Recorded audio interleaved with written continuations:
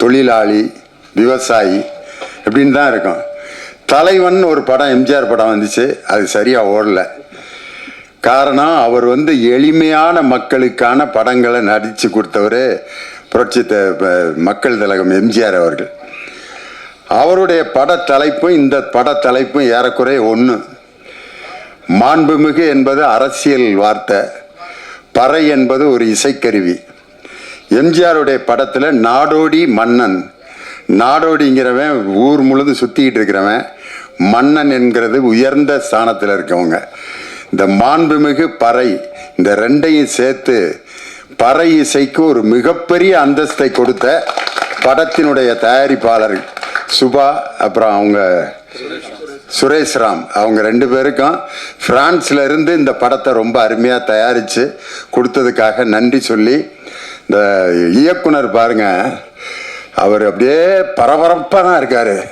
என்னை கூப்பிட்றப்ப கூட, வணக்கம் சார், 18ஆம் தேதி வந்துடுங்க சார் அப்படின்ட்டு இப்போ அழைப்புதல் கொடுக்கறதுக்கே இவ்வளோ பரபரப்பாக இருக்கார். படம் டைரக்ட் பண்ணுறப்ப எப்படி இருந்திருப்பாருன்னு யோசிக்கிறேன் நான்.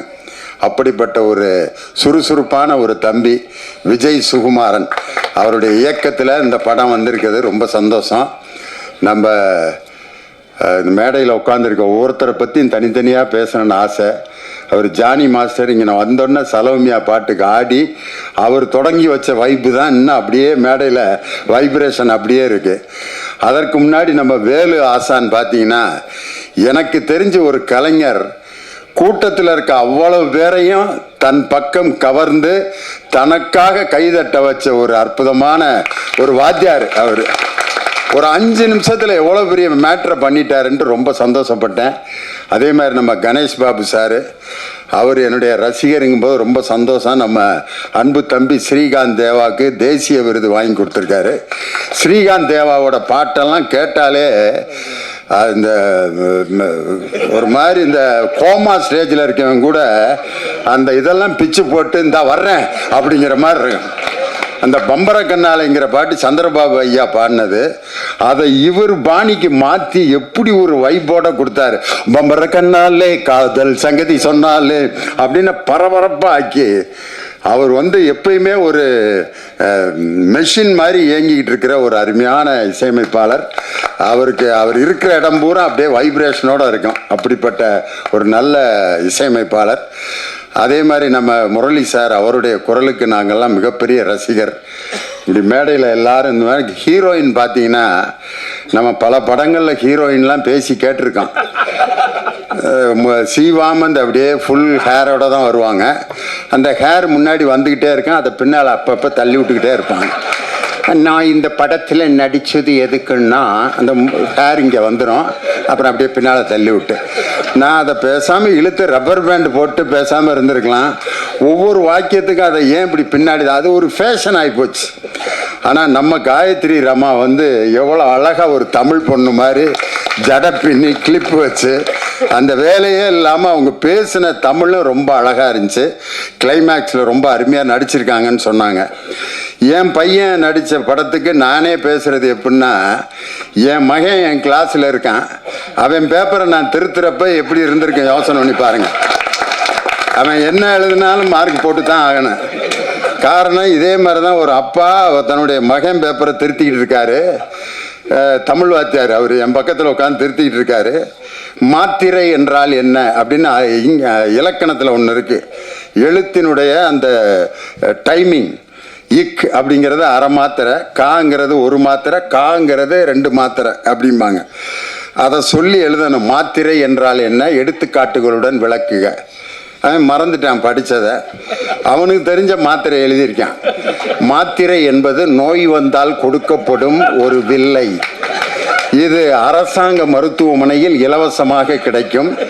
மெடிக்கல் ஸ்டோரிலே காசு கொடுத்தால் தான் கொடுப்பார்கள். அரசாங்க மருத்துவமனையில் கொடுக்கப்படும் மாத்திரையில் தானா ஆனா என்று எழுதியிருக்கும். இதுதான் மாத்திரை அப்படின்னு எழுதிட்டான். ஆனால் உண்மையிலே அவனுக்கு மார்க் கொடுத்து தான் ஆகணும். தமிழ் இலக்கணத்தில் மாத்திரை என்றால் என்னென்ன கேட்டிருந்தாங்க, இல்லை மாத்திரைன்னு கேட்டிருந்தான், எழுதியிருந்தான். பெத்த அப்பே ரைட்டு போட்டு மார்க்கை போட்டான் 5க்கு 5. இப்போ என் பையன் நடித்த படத்துக்கு நானே போய் பாராட்டி பேசுறது அவ்வளவு நல்லா இருக்காது. ஆனால் இருந்தாலும் ஒரு பேச்சாளருங்கிற முறையில் என்னை கூட்டு வந்து ரொம்ப அருமையாக இந்த நிகழ்ச்சிக்கு வந்து என் முன்னாடியே பேசினார். ரொம்ப சந்தோஷம். இந்த 2 அப்பா அம்மா இன்னைக்கு மேடையில் ஒன்றா இருக்கான். நான், என் பையன் தேவா ஐயா, அவருடைய சன்னு, 2 தலைமுறையும் ஒரே இடத்துல சந்தித்தது ரொம்ப சந்தோஷம். நம்ம தேனிசை தென்றல் தேவா சார் எங்கள் குடும்பத்தில் ரொம்ப ஒன்றுக்குள்ளே ஒன்று. காரணம், அவரோட பாட்டை சொல்லி தான் பயங்கர பட்டிமன்றத்தில் ஹிட் ஆனோம். லாலாக்கு டோல் டொப்பிமா கண்ணே கங்கம்மா இடுப்பை சுற்றி திருப்பி பாரம்மா அப்படின்னு சொல்லிட்டு இந்த பாட்டு கவிஞர் வாலி ஒரு பெண்ணை பெருமைப்படுத்துவதற்காக எழுதினார் அப்படின்னு சொல்லிட்டு அதுக்கு விளக்கம் கொடுத்தோம். லாலா என்றால் திருநெல்வேலியில் அல்வா கிண்டும் இடம், டோல் என்றால் அடுப்பு, டப்பி என்றால் மாவு வைக்கும் டப்பா. இப்படி அல்வா அடுப்பிலே வேலை செய்யும் கங்கம்மா என்ற பெண்ணே, உன்னுடைய இடுப்பை அடிக்கடி திருப்பிப்பார்.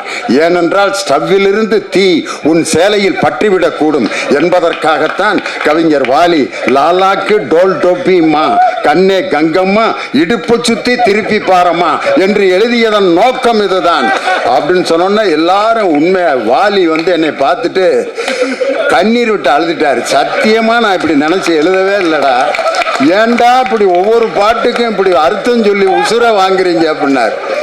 அந்த பாட்டு தேவாண்ணன் பாட்டு அன்னைக்கு தொடங்கினது தான். அவருடைய பாட்டு எத்தனையோ பாட்டு மேடையில் பாடியிருக்கேன்.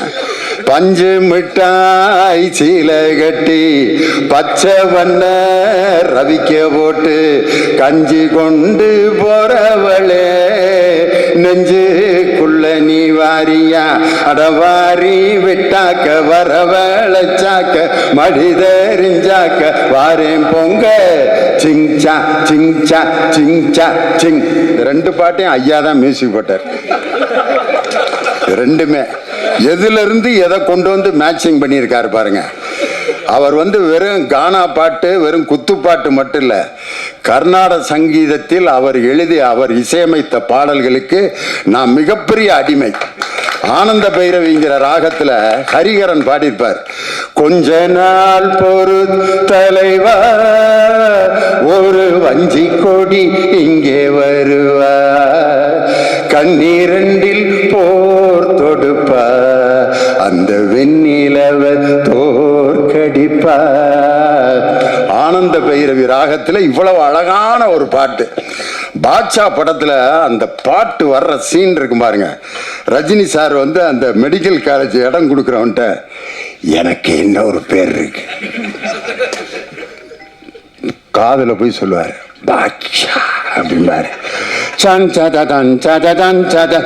தங்க மகனின்று சிங்க நடை போட்டு அருகில் அருகில் வந்தால் அப்படின்னு சொல்லி அந்த கம்பீர நாட்ட ராகத்துல உண்மையிலே அவர் கர்நாடக சங்கீதத்திலும் மிகப்பெரிய வல்லமை உள்ளவர். இன்னைக்கு அவர் கர்நாடக சங்கீதத்துக்காகவே ஒரு படத்துக்கு மியூசிக் போட்டிருக்காரு. அந்த படம் மிகப்பெரிய சங்கராபரணம் மாதிரி வெற்றி அடையணும்னு சொல்லி நம்ம தேவா சாருக்கு என்னுடைய மனமார்ந்த நன்றி. இந்த படத்துக்கு அவர் தான் உண்மையிலே ஹீரோ. அதனால அவருடைய பாட்டை பற்றி ஒரு தனி பட்டிமன்றம் போடலாம்னு நான் ஆசைப்படுறேன். அவர் கூடயே அவருடைய இசைக்குழுவோட வச்சு மெல்லிசை மன்னரும் நகைச்சுவை தென்றலும்னு MSV ஐயா கூட ஒரு 14 வாரம் விஜய் டிவியில் ப்ரோக்ராம் பண்ணான். இனி அடுத்து தேனிசை தென்றலும் நகைச்சுவை தென்றலும் சொல்லி நானும் தேவா சாரும் சேர்ந்து ஒரு ப்ரோக்ராம் பண்ணணும்னு சொல்லி எனக்கு ரொம்ப ஆசை. அந்த கனவை வந்து நனவாக்கணும்னு ரொம்ப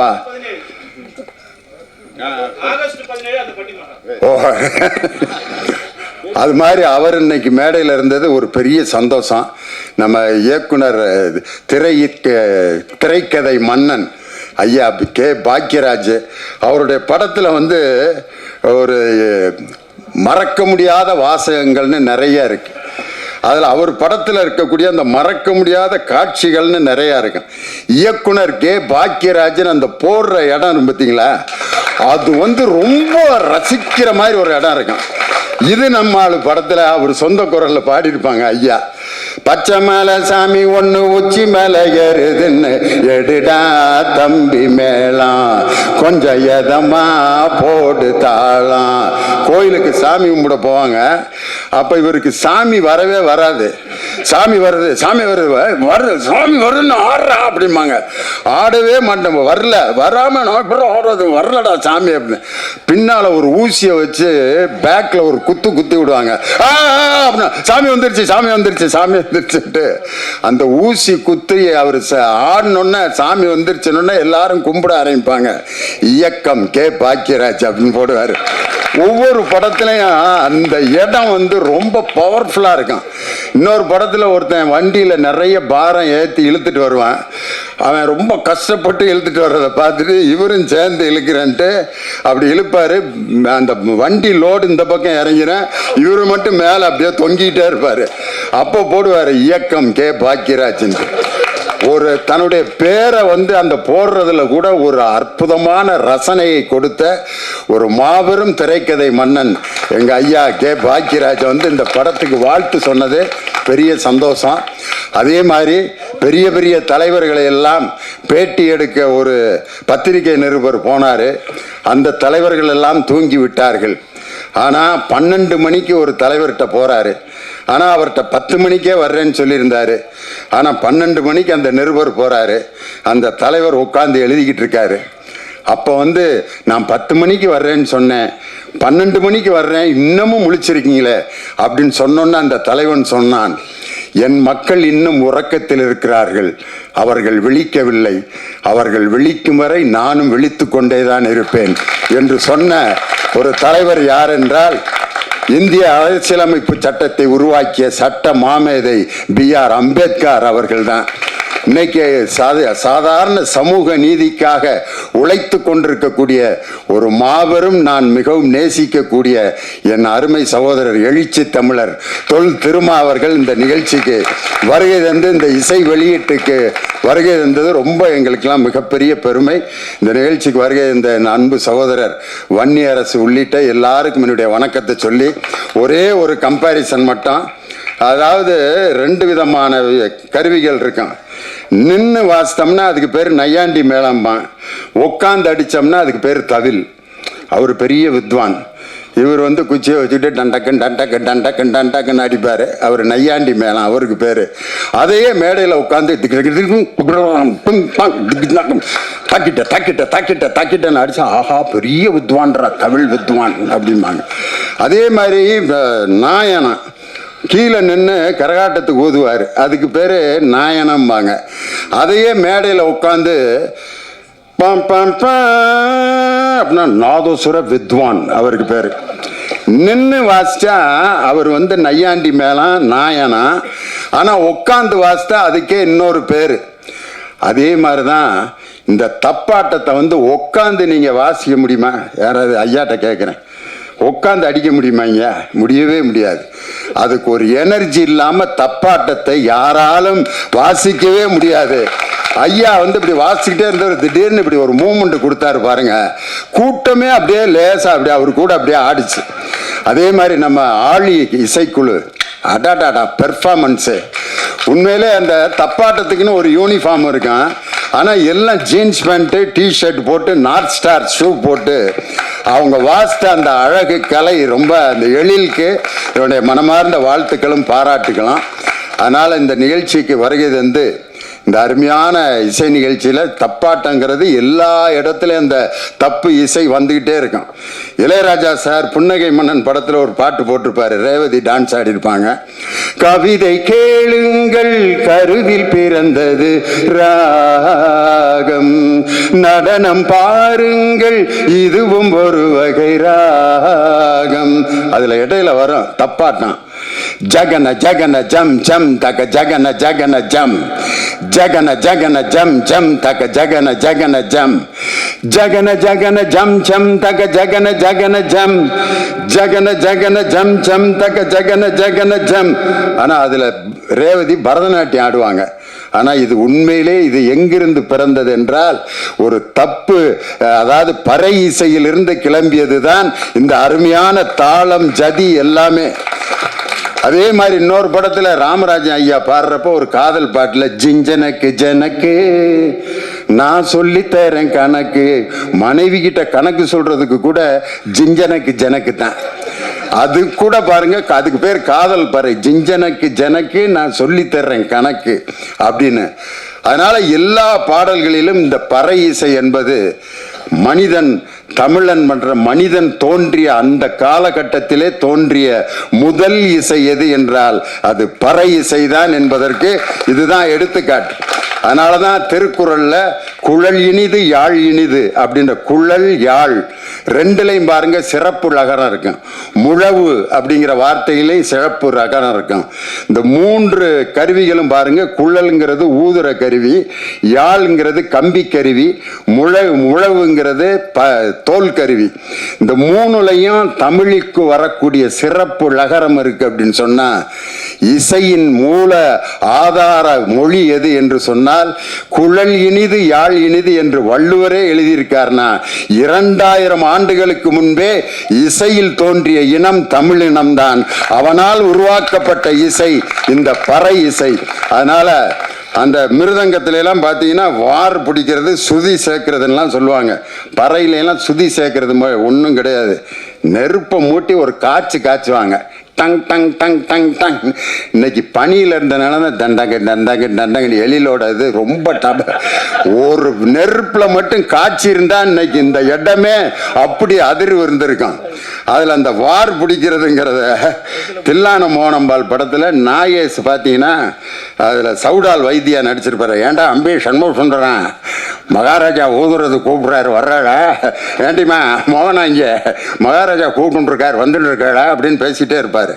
அப்ப பாலையா சொல்லுவாரு, இந்த நரம்பு பயலை வார் புட்டுச்சா எல்லாம் சரியா போயிரும்டா அப்படிம்பாரு. அந்த நாயச நரம்பு புயலை வார் புடிச்சாம்பார். அந்த மிருதங்கத்தில் சுருதி சேர்க்கிறதுன்னு ஒரு இடம் இருக்கு.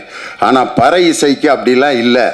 மக்களுடைய எண்ணங்களிலும் மகிழ்ச்சியிலும் ஒவ்வொரு விஷயத்திலும் உருவானது இந்த பறை இசை. விலங்குகளிடமிருந்து தன்னை காப்பாற்றுவதற்காகவும் மற்றவர்களுக்கு செய்திகளை அறிவிப்பதற்காகவும் உருவாக்கப்பட்ட இசை இந்த பறை இசை. எங்கள் ஊரில் இந்த பறை இசை எப்படி பயன்படுத்தினாங்கன்னா, 2 குரூப்புக்கு இடையில திருவிழாவில் சண்டை வந்துருச்சு. ஒன்று நான் இப்போ என்ன நான் இப்போ அடிச்சு கொல்லாம விட மாட்டான் கத்திக்கிட்டு இருக்கான். அதுங்க எங்கள் ஊர் நாட்டாம்காரர் வந்தார். எப்படா அவங்கள ஸ்டாப் பண்ணுறதுன்னா, பறை இசை கலைஞர்களை ஒரு 50 பேரை 20 பேர் இருந்தாங்க.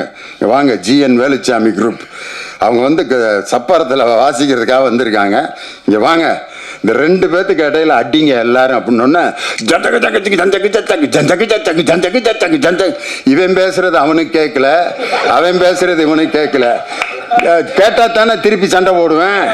அடிச்ச அடியில இவன் பேசுறது அவனுக்கு கேட்கல, அவன் பேசுறது சண்டையை முடிச்சுட்டு அவன் பாட்டுக்கு போயிட்டான். நாட்டாம்காரரை பார்த்தேன், ஐயா எல்லாத்துக்கும் அறிவிக்கிறதுக்கு தான் பறையை பயன்படுத்துவாங்க, நீ சண்டைக்கு சமாதானத்துக்கு பறையை பயன்படுத்தின ஒரே ஆள் நீதாயான்ட்டு.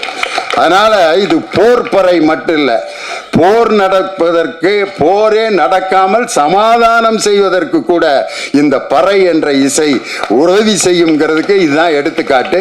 அப்படிப்பட்ட அருமையான பறை இசையை பற்றிய இந்த மாண்புமிகு பறை என்ற படம் டிசம்பர் 12ஆம் தேதி அன்னைக்கு ரிலீஸ் ஆகுது. சூப்பர் ஸ்டார் வந்து சூப்பர் ஸ்டாரோட ரசிகன் எங்கள் ஐயா தேனிசை தென்றல் தேவான்னு சொன்னாங்க.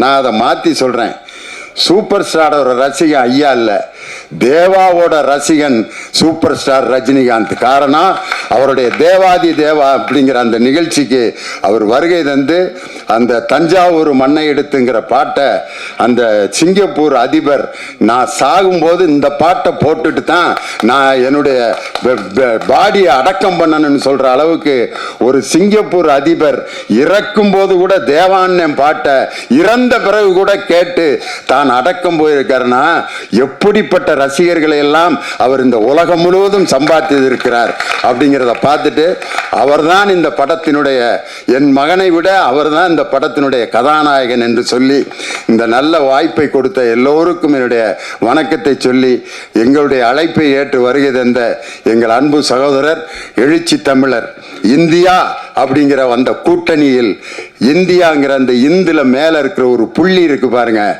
அந்த புள்ளி தான் என் அருமை சகோதரர் தொல் திருமா அவர்கள். அந்த புள்ளியை எடுத்துட்டா இனதியான் மாறிடும். அதனால இந்தியாங்கிற அந்த வார்த்தையில் இருக்கும் புள்ளி தான் என் அருமை சகோதரர். கருப்பு, சிவப்பு, நீலம் மூன்றும் சேர்ந்து இந்த இந்தியாவில் சமூக நீதியை கொண்டு வரும் என்ற ஆழ்ந்த நம்பிக்கையில் எங்கள் அருமை சகோதரர் தொல் திருமா அவர்களை இந்த நிகழ்ச்சிக்கு வருகை தந்ததற்காக பலமுறை அவருக்கு எங்கள் குடும்பத்தின் சார்பாக, இந்த டீம் சார்பாக நன்றி சொல்லி